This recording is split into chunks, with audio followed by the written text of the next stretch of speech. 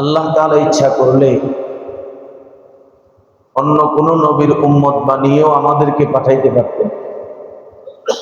আমাকে আপনাকে বিনা দরখাস্তে বিনা আবেদনে শ্রেষ্ঠ নবীর শ্রেষ্ঠ উম্মত হওয়ার সুযোগ করে দিয়েছেন যেই মালিক, সেই মালিকের দরবারে আবার জবান খুলে আমরা শুকরিয়া আদায় করি আলহামদুলিল্লাহ। কোরআন কারীমে আল্লাহ পাক রব্বুল আলামিন উম্মতের শ্রেষ্ঠত্ব বর্ণনা করতেছেন। কুনতুম খায়রা উম্মাহ, আমাদেরকে ডাইরেক্ট আল্লাহ বলতেছে তোমরা হলে শ্রেষ্ঠ উম্মত, মানে উম্মতে মুহাম্মদীকে আল্লাহ তাআলা ডাইরেক্ট বলতেছেন খায়রা উম্মতি, তোমরা হলে শ্রেষ্ঠ উম্মত। উখরিজাত লিন-নাস, তোমাদেরকে সৃষ্টি করা হয়েছে মানুষের কল্যাণের জন্য। মানুষের ভালো কাজের পরামর্শ দিবা, মন্দ কাজ থেকে মানুষকে বিরত রাখবা।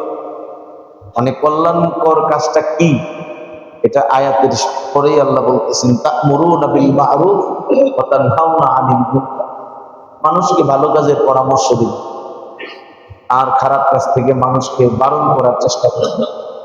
এর দ্বারাই মানুষের কল্যাণ আল্লাহ পাক রব্বুল আলামিন দান করেন। তো এই যে আয়াতের মাঝে আল্লাহ তাআলা আমাদেরকে শ্রেষ্ঠত্ব দান করলেন, এটা কিন্তু অন্য আরেকটা কারণ আছে, সেটা হলো আমরা হলাম সর্বশ্রেষ্ঠ নবীর উম্মত, সেই হিসেবে আমরাও শ্রেষ্ঠ উম্মত। আমাদের নবীর শ্রেষ্ঠত্ব আল্লাহ তাআলা দান করছে, আর সেই নবীর উম্মত হওয়ার সুবাদে আজকে আমরাও শ্রেষ্ঠত্বের অধিকারী।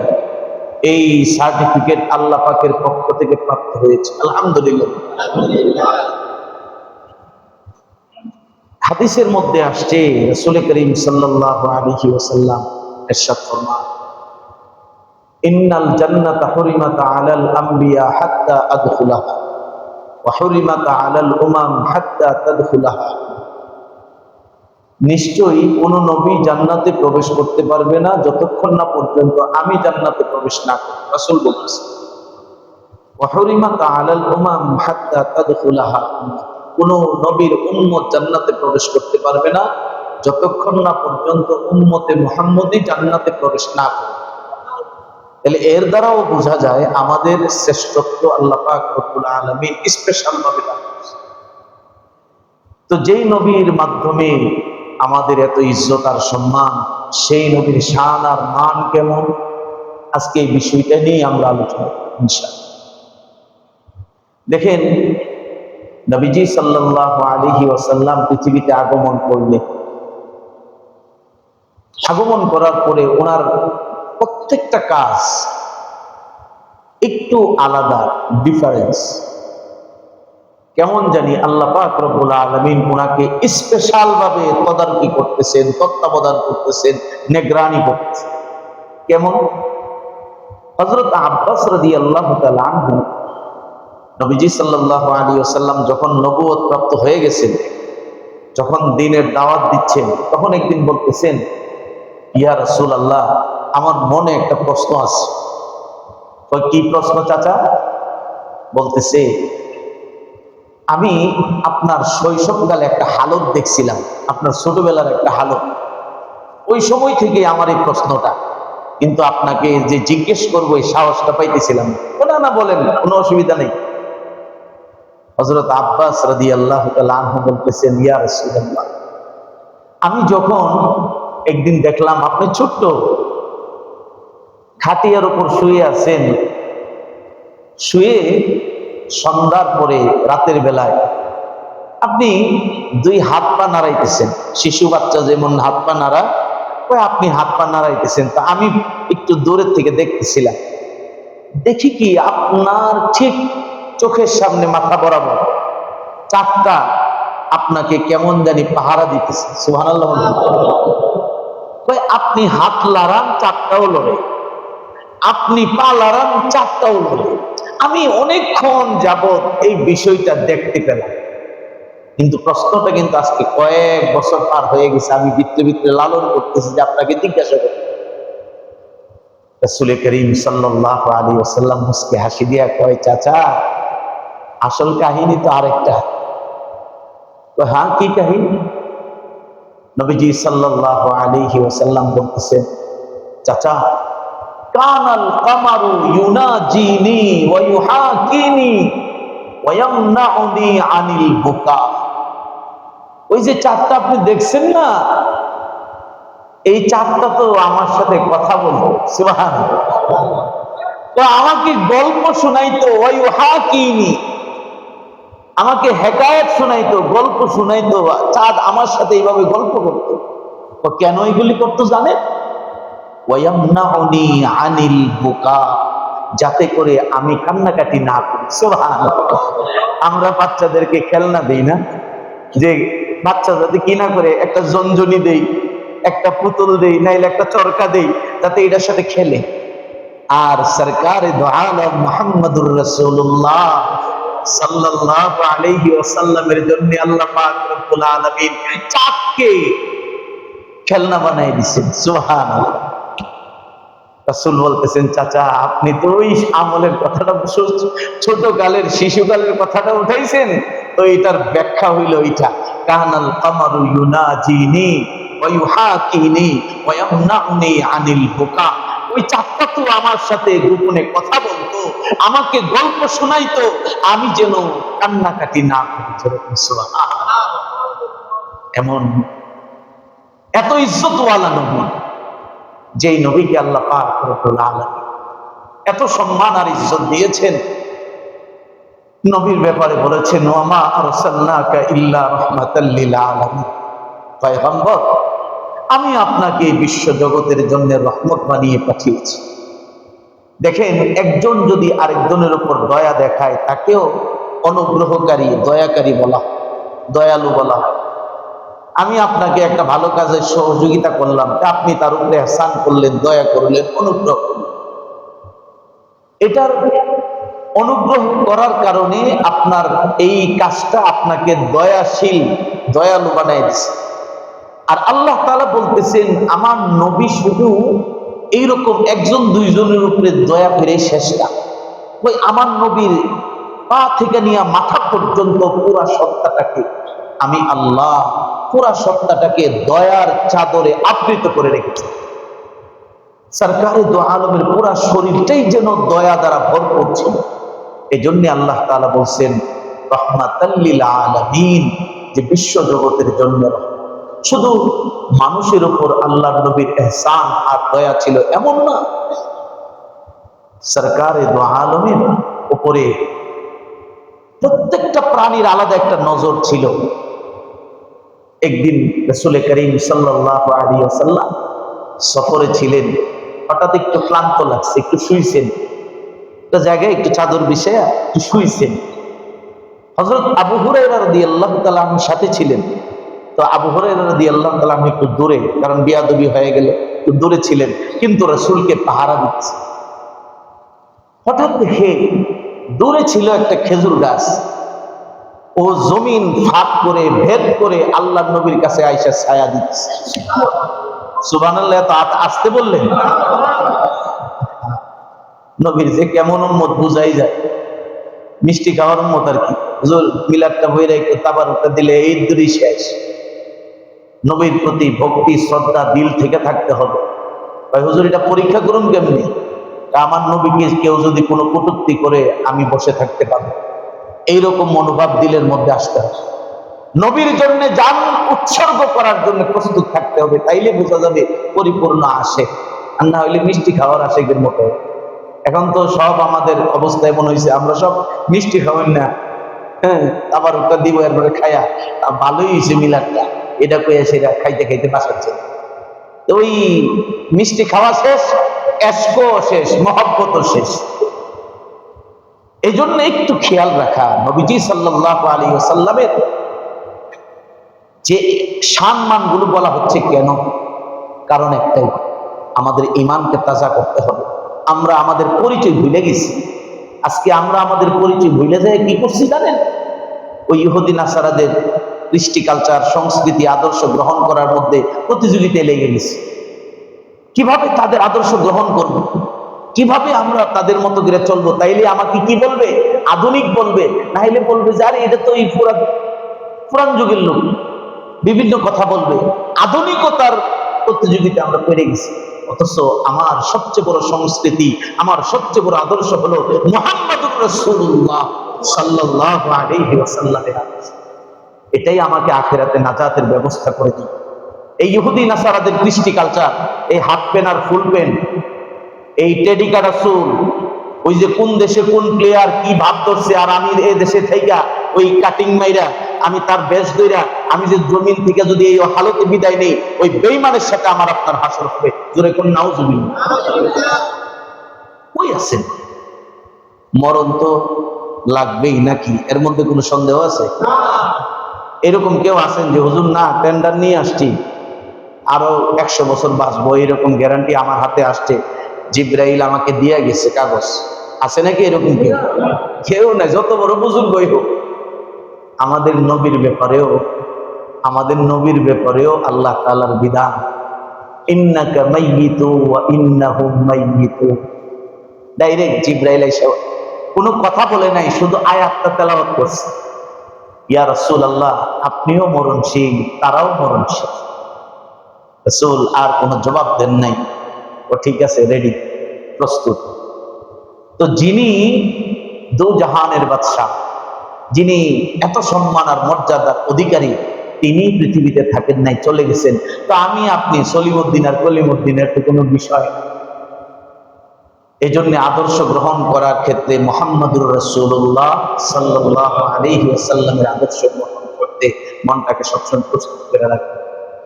মরণ তো যে কোনো মুহূর্তে এসে যেতে পারে। আজকে কথা বলতেছি, কালকে কথা নাও বলতে পারে। কবরে আমার ঠিকানা হয়ে যেতে পারে। আজকে জমা পড়তে আসছেন, কালকে দেখবেন যে মাইক দিয়ে অ্যালাউন্স হয়ে গেছে অমুক আর জমিনের মধ্যে নাই, চলে গেছে। হইতে পারে না এরকম?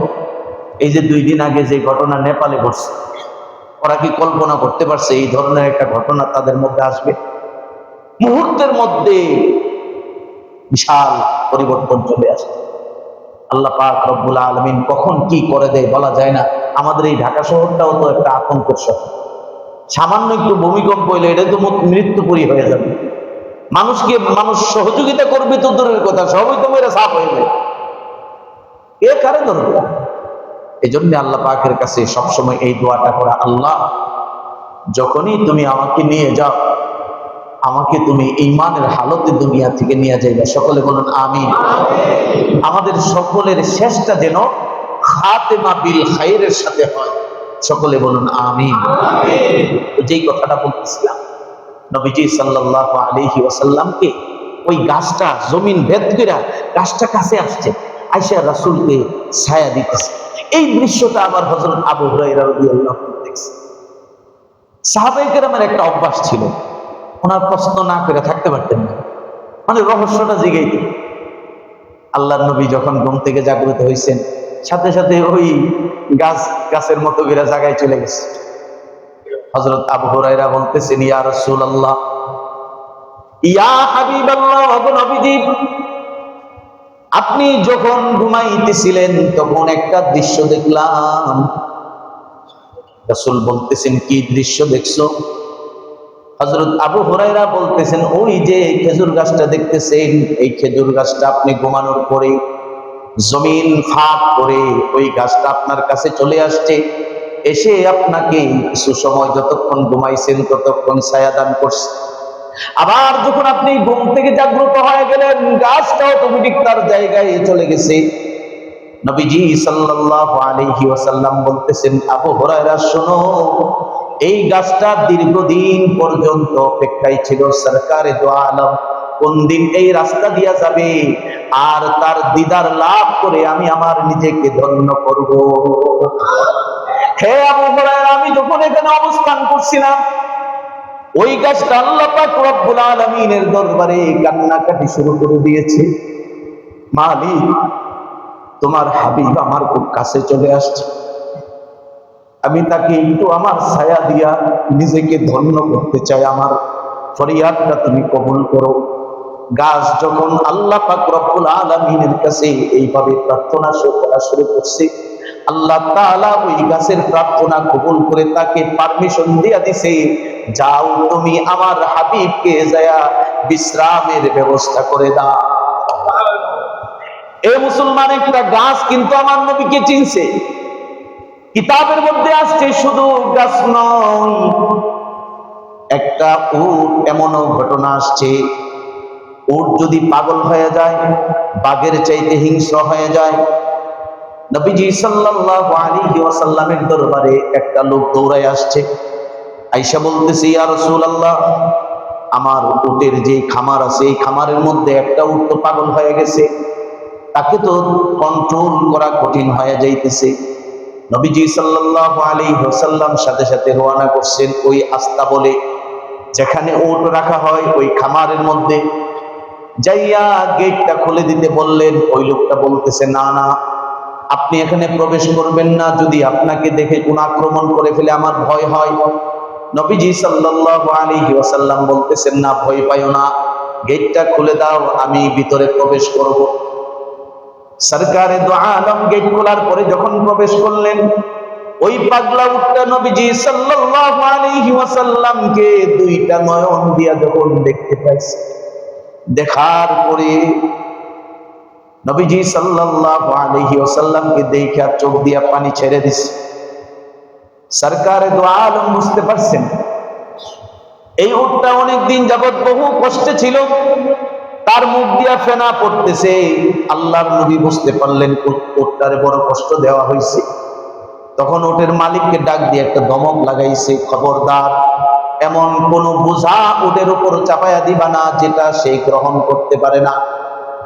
ওই উটটাকে ডাক দিছে, সাথে সাথে ওই পাগলা উট শান্ত হয়ে আল্লাহর পয়গম্বরের সামনে নিজের মাথাটা নত কইরা দিছে। সুবহানাল্লাহ। শুধু তাই নয়, নবীজি সাল্লাল্লাহু আলাইহি ওয়াসাল্লাম তার গলার মধ্যে একটা বেড়ি লাগাইয়া দিছেন, আর বলতেছেন, মরণ পর্যন্ত এই উট আর কোনোদিন তোমার অবাধ্য হবে না। আমি রাসূল তার গলার মধ্যে লাগাম লাগাইয়া দিলাম। কিতাবের মধ্যে আসছে, যতদিন এই উটটা বেঁচে ছিল কোনোদিন এই উটটা কোন রকম অবাধ্যতার আচরণ করে না। সুবহানাল্লাহ। পাগলা উট গরম হয়ে গেছে, রাসূলকে দিকে ঠান্ডা হয়ে গেছে।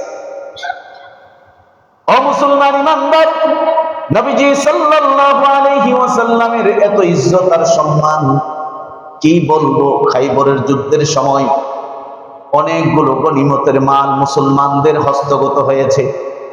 ওই মালের ভিতরে একটা গাধা ছিল, ওই গাধাটা ছিল বংশীয় গাধা। গাধাটা যখন আল্লাহর নবীর সামনে আসছে, আসার পরে আল্লাহ পাক রব্বুল আলামিনের দরবারে এই গাধাটা দোয়া করতেছে, আল্লাহ, তুমি আমাকে তোমার হাবিবের তত্ত্বাবধানে রাখার ব্যবস্থা করে দাও। ওই গাধাটা নবীজি সাল্লাল্লাহু আলাইহি ওয়াসাল্লামের কাছে যাইয়া ঘাটটা এইভাবে নিচের দিকে রাইখা দিছে, নত করছে। সরকারে দো আলম বুঝা ফেলছেন গাধা যেন কি বলতে চাই। আল্লাহর নবী কানটা লাগাইছেন, গাধা বলতেছেন, ইয়া রাসূলুল্লাহ, ইয়া হাবিবাল্লাহ, আমি একটা বংশীয় গাধা, আমার পূর্বপুরুষরা নবীদের খেদমত করছে, আমি সেই বংশের সর্বশেষ গাধা। আমি চাই আপনি সর্বশেষ নবী, আপনার খেদমতের জন্য আমি আমার জীবনকে উৎসর্গ করতে চাই। নবীজি সাল্লাল্লাহু আলাইহি ওয়াসাল্লাম গাদার এই আবেদনটা বুঝতে পারছেন। বোঝার পরে যখন গনিমতের মাল বন্টন করতেছেন, নবীজি তার দরবারে এই গাধাটাকে তার অংশে রেখে দিয়েছেন, নিজের অংশের মধ্যে গাধাটাকে রেখে দিয়েছেন, নিজে এই গাধাটাকে ব্যবহার করতেছেন। গাধাটা কেমন বুঝতো, কিতাবের মধ্যে আসছে এই গাধার একটা নামও রাখছিলেন আল্লাহর নবী। এই গাধার নাম হলো ইয়াফুর। এই ইয়াফুর বলে যখন আল্লাহর পয়গম্বর ডাক দিত, যত কাজই থাকতো গাধা দৌড়াইয়া আল্লাহর নবীর দরবারে চলে আসে। সুবহানাল্লাহ। মানুষের মতো, একদম অবিকল মানুষের মতো কাজ করত। যদি কোন সাহাবীকে ডাক দিতে বলতো, ইয়াফুর আবু বকরকে একটু ডাক দাও, ইয়াফুর দৌড়ে আবু বকর রাদিয়াল্লাহু তাআলা আনহুর বাড়িতে যায়, দরজায় লাথি মারত, জোরে জোরে লাথি মারত, নাইলে মাথা দিয়ে খোঁচা দিত। তো হযরত আবু বকর সিদ্দিক রাদিয়াল্লাহু তাআলা আনহু অন্যান্য সাহাবীরা বুঝতো আল্লাহর নবী ডাকতেছে। জোরে কন্যা সুবহানাল্লাহ। মানে একটা মানুষের মতো কাছে। এই গাধাটার নাম ইয়াফুজ। কিতাবের মধ্যে আসছে আল্লাহর নবী যখন এই দুনিয়া থেকে বিদায় নিয়ে চলে যান, ইয়াফুরের কান্না দেখার মতো কান্না ছিল। সাহাবীরা বলেন ইয়াফুর এমন কান্নাকাটি করছে, কারণ একটা অবলা প্রাণী তো, সে তার মুখ ফিটা বলতে পারতেছে না। কিতাবের মধ্যে আসছে সে শেষ পর্যন্ত একটা কূপের মধ্যে ঝাঁপ দিয়া পড়া তার নিজের জীবনকে উৎসর্গ করে দিছে। সে এই বিরহ যন্ত্রণা সহ্য করতে পারে না। তো একটা গাধা হয়েও কিন্তু আমাদের নবীকে চিনছে, একটা উট হয়েও আমাদের নবীকে চিনছে, একটা গাছ হয়েও আমাদের নবীকে চিনছে। কেন চিনছে? তিনি তো রহমাতুল লিল আলামিন। তিনি তো বিশ্বজগতের যত প্রাণী আছে, জড় পদার্থ যা কিছু আছে, সকল কিছুর জন্য রহমতের নবী। তা আমরা মানুষ হয়ে, আশরাফুল মাখলুকাত হয়ে আজকে আমরা চিনছি।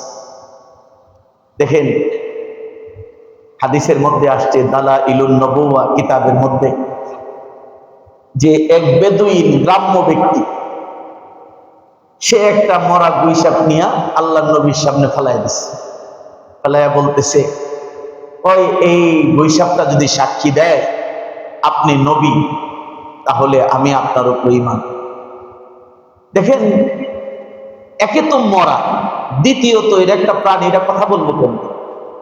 তো তার বিশ্বাস ওই মরাটা আবার জিতা হইব কেমনে, আবার জিতা হইলেও কথা কইব কেমনে, ওই এরে আমি আটকাই দিই।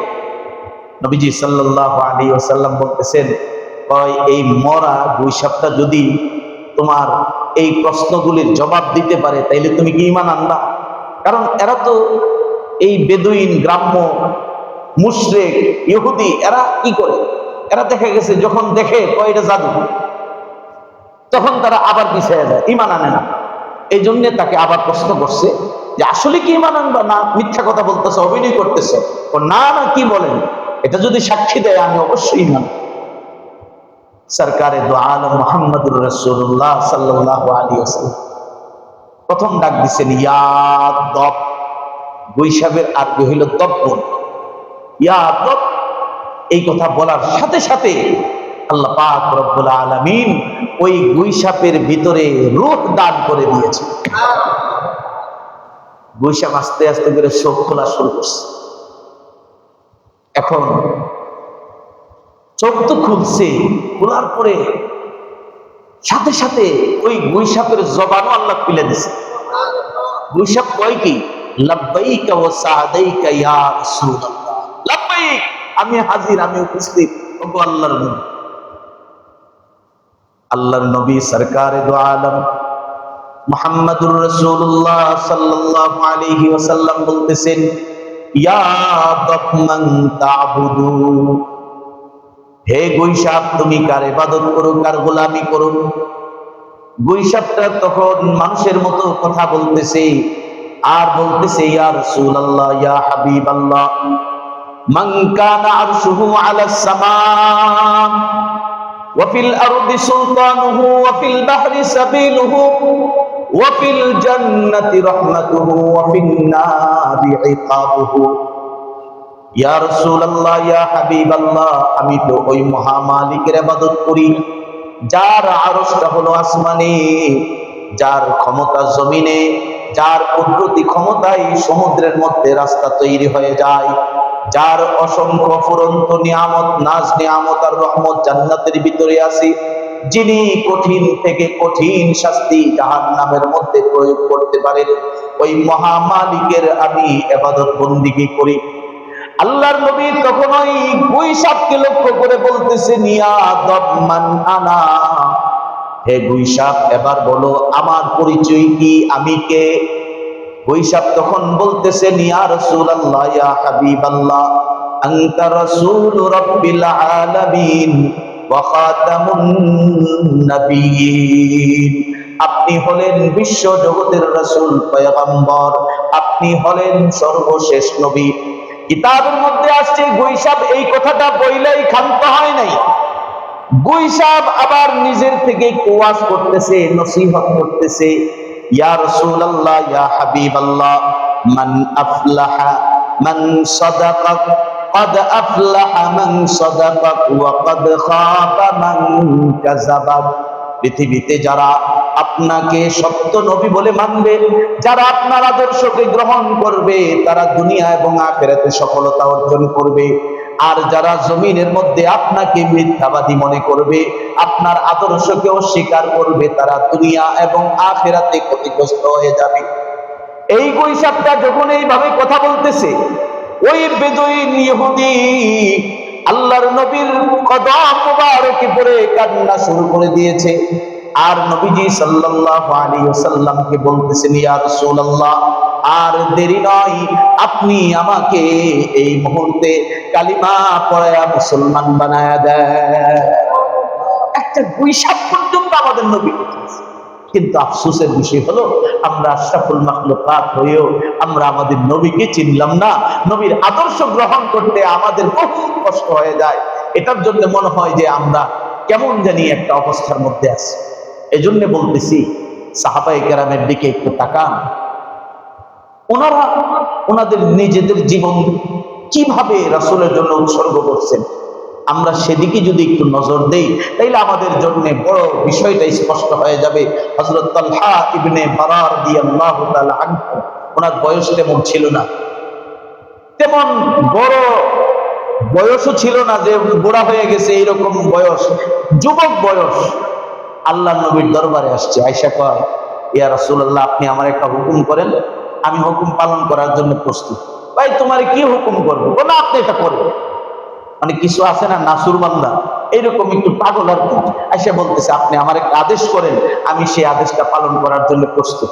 যে আদেশটাই করবেন, যদি আমার সামর্থ্যের বাইরেও হয়, আমি সেটা করতে। তো রাসূল তার এই অবস্থা দেখে বলতেছে, ঠিক আছে, তুমি তোমার বাবারে হত্যা করো, দেখি, মানে পরীক্ষামূলক, তোমার বাবাকে হত্যা করো। সাথে সাথে উনি কোমর থেকে খঞ্জর বের করছে, পরে বাড়ির দিকে রওনা করছে। নবীজি সাল্লাল্লাহু আলাইহি ওয়াসাল্লাম দেখলেন যে আরে এটা তো পাগল, তো ঠিকই পাগল, বাড়ির দিকে তো রওনা করে দিছে, যায় তো বাপেরে ঠিকই হত্যা করো। পিছন থেকে ডাকছে, ইয়া তালহা, এই তালহা, দাঁড়াও। দাঁড়াইছে, বলতেছে, তালহা, আমি তো পৃথিবীতে আগমন করেছি আত্মীয়তার সম্পর্ককে প্রতিষ্ঠা করার জন্য, ছিন্ন করার জন্য নয়। সন্তান আর পিতার মধ্যে সম্পর্ক স্থায়ী করার জন্য আমি রাসূল পৃথিবীতে আগমন করেছি। সন্তান আর পিতার মধ্যে সম্পর্ক ছিন্ন করার জন্য আমি রাসূল আসি। তখন বলতেছে, তালহা, তুমি আজকে পরীক্ষায় পাশ করছো, সুবহানাল্লাহ, তুমি আজকে পরীক্ষায় পাশ করছো। কিতাবের মধ্যে আসছে, এই তালহা একদিন খুব অসুস্থ হয়ে গেছে। নবীজি সাল্লাল্লাহু আলাইহি ওয়াসাল্লাম তাকে দেখতে গেছে। দেখে বুঝে ফেলছেন যে তালহার হায়াত আর বেশি নাই। এজন্য আত্মীয় স্বজন যারা পাশে ছিল এদেরকে বলছে, তালহার ইন্তেকাল হয়ে গেলে আমার খবর দিবা, আমি আয়েশা তার জানাজাটা পড়াবো। বলে গেছে। তো মাগরিবের সময় বইলে গেছে, দেখা গেছে গভীর রাত 12টা-1টার দিকে, এরকম মধ্যরাতে তার ইন্তেকাল হয়ে গেছে। এদিকে তালহা রাদিয়াল্লাহু তাআলা কি করছে, রাসূলের প্রতি তার মহব্বতটা কত বেশি। সে করছে কি, আত্মীয় স্বজনকে মৃত্যুর আগে ওসিয়ত করছে যে আমার যদি আজকে রাত্রে ইন্তেকাল হয়ে যায়, তোমরা কিন্তু রাসূলকে খবর দিবা, তোমরা কিন্তু রাসূলকে এই রাতের বেলায় আইনা কষ্ট দিবা না। কারণ পথে ইহুদিদের বাসস্থান আছে, তারা হয়তো আমার নবীকে কোনো আক্রমণ করতে পারে রাতের বেলায়, আমার নবী তো কষ্ট পাবে। আমার নবী কষ্ট পাক এমন কোনো কাজ তোমরা করবা না। আমার যদি ইন্তেকাল হয়ে যায়, তাইলে আমাকে গোসল দিয়া কাফন পরে তোমরা জানাজা দিয়া কবরস্থ করে ফেলবা। ফজরের নামাজের পরে রাসূলের কাছে এই খবরটা পৌঁছায়। তো রাতের বেলায় যখন ইন্তেকাল হয়ে গেছে, আত্মীয় স্বজন তার ওসিয়ত মতো তাকে গোসল করাইয়া কাফন পরাইয়া জানাজা দিয়ে দাফন করে ফেলেছে। ফজরের সময় তারা আল্লাহর নবীর কাছে যায় এই খবরটা পৌঁছেছে, ইয়া রাসূলুল্লাহ, আপনার তালহা তো দুনিয়াতে নাই। তো কি বলো? হ্যাঁ, ও তো ওসিয়ত করে গেছিল আপনাকে যেন খবরটা না দেই, তবে হ্যাঁ, ফজরের পরে আপনাকে খবর দিতে বলছে। নবীজি সাল্লাল্লাহু আলাইহি ওয়াসাল্লাম বলতেছেন, আমাকে তার কবরের পাশে নিয়ে যাও, আমাকে তলহার কবরের পাশে নিয়ে যাও। আত্মীয় স্বজন আল্লাহর নবীকে তার কবরের পাশে নিয়ে গেছে। যাওয়ার পরে আল্লাহর নবী ওই কবরের পাশে দাঁড়ায় একটা দোয়া করছিলেন, আল্লাহুম্মা আলকা তালহা ইয়াদহাকু ইলাইক ওয়া তাদহাকু ইলাইক। আল্লাহ, আপনি আমার তলহার সাথে এমন ভাবে মোলাকাত করেন, এমন ভাবে সাক্ষাৎ করেন যে তলহা যেন আপনাকে হাসতে দেখে আর আপনিও যেন তলহাকে হাসতে দেখেন। এটা কি বুঝাইছে? যে আপনি যেন তলহার প্রতি সন্তুষ্ট হয়ে যান আর তলহাও যেন আপনার সন্তুষ্টি পায়, সেও যেন শান্তি পায়। রাসূলের জবান দিয়ে এই দোয়াটা আসছে, এটা কি চারটিখানি কথা? হযরত তালহা রাদিয়াল্লাহু তাআলা আনহু কবরের কাছে এই দোয়া করছে কেন? কারণ একটাই, রাসূলের প্রতি হযরত তালহা ইবনে বারা রাদিয়াল্লাহু তাআলা আনহুর মহব্বত ছিল সবচেয়ে বেশি। আর ওই মহব্বতের পুরস্কার হিসেবে আল্লাহ তাআলার কাছে রাসূল নিজে দোয়া করছেন যে আমার তালহা আমাকে এত ভালোবাসতো, আমার একটু কষ্ট হবে এই জন্য সে ওসিয়ত করে গেছে রাতের বেলায় যেন আমাকে দিয়া আয়না সেরা আমাকে কষ্ট না। রাসূল সাল্লাল্লাহু আলাইহি ওয়াসাল্লাম তার জন্য এই দামি দোয়াটা করছেন, আল্লাহুম্মা আলকা তালহা ইয়াদহাকু ইলাইক ওয়া তাদহাকু ইলাইক। সে যেন আপনাকে দেখে হাসে আর আপনিও যেন তার দেখে হাসেন, অর্থাৎ আপনি তার প্রতি সন্তুষ্ট হয়ে যান আর সেও যেন এই সন্তুষ্টতার ভিত্তিতে শান্তি পায়। মুহতারাম হাজিরিন, এই বিষয়গুলো বলার উদ্দেশ্য হলো যে আল্লাহ পাক রব্বুল আলামিন আমাদেরকে এমন নবী দিয়েছেন যেই নবী আমাদের জন্য অনেক কষ্ট করছেন। উম্মত জাহান্নামে যাবে, নবী বরদাস্ত করতে পারে না, নবী বরদাস্ত করতে পারে না। জান্নাতুল বাকিতে যায় রাতের বেলায় ঘুমায় না, জান্নাতুল বাকিতে যায় আসমানের দিকে দুই হাত তুলে কান্দে আর কি কয়, ইন তুআযিবহুম ফাইন্নাহুম ইবাদুক ওয়া ইন তাগফির লাহুম ফাইন্নাকা আনতাল আসিসুল হাকীম। আল্লাহ, আপনি যদি আমার উম্মতকে শাস্তি দিতে চান আপনি দিতে পারেন, এরা তো আপনার গোলাম, ফাইন্নাহুম ইবাদুক, এরা তো আপনার বান্দা। আপনি গোলামদের যেইভাবে ইচ্ছা এইভাবে শাস্তি দিতে পারেন, এই ক্ষমতা আপনার আছে। ওয়া ইন তাগফির লাহুম, আল্লাহ আপনি যদি আমার উম্মতদেরকে আর আপনার গোলামদেরকে আপনি মাফ করে দেন তাইলে তো আপনি সর্বময় ক্ষমতার অধিকারী, ইচ্ছে করলে মাফ করে দিতে পারেন। আল্লাহ আপনার কাছে আমি দোয়া করতেছি আমার গুনাহগার উম্মতের গুনাহগুলো আপনি মাফ করে দেন। শুধু একটাই উদ্দেশ্য ছিল, লিউরশিদু আনফুসাহুম মিনাল জাহিম, মানুষকে জাহান্নামের পথ থেকে ফিরাইয়া জান্নাতের পথে দিশারি দেওয়া, পথ প্রদর্শন করা। কারণ আল্লাহ তাআলা তো বলছেন কোরআনের মধ্যে, ওয়াকুনতুম আলা শাফা হুফরাতিন মিনান নার ফাআনকাযাকুম মিনহা, তোমরা তো জাহান্নামের কিনারায় পৌঁছে গিয়েছিলে, আমি আমার হাবিবের মাধ্যমে তোমাদেরকে সেই জাহান্নামের কিনারা থেকে রক্ষা করেছি। সুবহানাল্লাহ। এই জন্য বলতেছি আমাদের নবী আমাদের জন্য বহুত কষ্ট করেছে, অনেক কষ্ট করেছে। আমরা যারা তার উম্মত আছি তার আদর্শকে নিজের 3.5 হাত বোর্ডের মধ্যে বাস্তবায়ন করার চেষ্টা করব, আপনার থেকে আপনার সুন্নত আমলের মধ্যে নিয়ে আসার চেষ্টা করব। দেখেন আজকে আমি যে যত কথাই বলি না কেন, মিসওয়াক একটা সুন্নত, মিসওয়াকের আমল আজকে আমরা কয়টা মানুষের মধ্যে আছে বলেন তো দেখি? ব্রাশের আমল সবার ভিতরে আছে, গরিব ধনী সবার ভিতরে এখন ব্রাশের আমল আছে। কয়েকদিন আগে দেখেন নেই, এটা তো এখন না, এখন প্রকাশ পাইতেছে। কয়েকদিন আগে বের হয়েছে একটা রিপোর্ট, বাংলাদেশে যত টুথপেস্ট আছে এর মধ্যে প্লাস্টিক। আপনি দাঁত মাজতেছেন, পেটের ভিতরে কি যাইতেছে? প্লাস্টিক যাইতেছে, আপনার খবর নাই। কোনদিন কি কোন বৈজ্ঞানিক দার্শনিক এই কথা বলছে যে মিসওয়াক করলে ভিতরে প্লাস্টিক যাইতেছে? তাহলে বুঝে নেবা সুন্নতের ভিতরে শেফাও আছে। আজকে আমরা মুসলমান এই মিসওয়াক ছেড়ে দিয়ে আজকে আমরা ব্রাশের পিছনে দৌড়াইতেছি, যার কারণে আমাদের মধ্যে বেজাল আর বেজাল ঢুকতেছে। অথচ প্রত্যেকটা সুন্নতের ভিতরে আল্লাহ পাক রব্বুল আলামিন উম্মতের জন্য, তার বান্দার জন্য শেফা রেখে দিয়েছে। এজন্য আমরা চেষ্টা করব সুন্নতের উপর আমল করা, মিসওয়াক করা। এটা মুহাম্মদুর রাসূলুল্লাহ সাল্লাল্লাহু আলাইহি ওয়াসাল্লামের বিরাট বড় একটা সুন্নাত, তা আমাদের পকেটে রাখবো। যখন আমার দাঁত একটু ইয়া করা দরকার, মাজা দরকার, আমি মিসওয়াক ব্যবহার করব। এটা আমাদের আদর্শের ভিতরে নিয়ে আসা উচিত আমি মুসলমান হিসেবে। এরপরে অতিরিক্ত নফল হিসেবে, অতিরিক্ত হিসেবে আপনি ব্রাশ ব্যবহার করেন, কোনো অসুবিধা নাই, কিন্তু সুন্নতের আমল হিসেবে আমার আপনার ঘরের ভিতরে মিসওয়াকের আমল থাকা জরুরি। উযু করতে যাবো, আগে একটু মিসওয়াক করে নিব, এটা সুন্নত। এইভাবে নিজেকে একটু সুন্নতের উপর চলার চেষ্টা করেন। আজকে আমাদের মধ্যে এই জিনিসটা অনেকটাই বিলুপ্ত হয়ে গেছে। আমরা অনেকটাই দিন যত যাচ্ছে ততই আমরা রাসূলের আদর্শ থেকে দূরে সরে যাচ্ছি।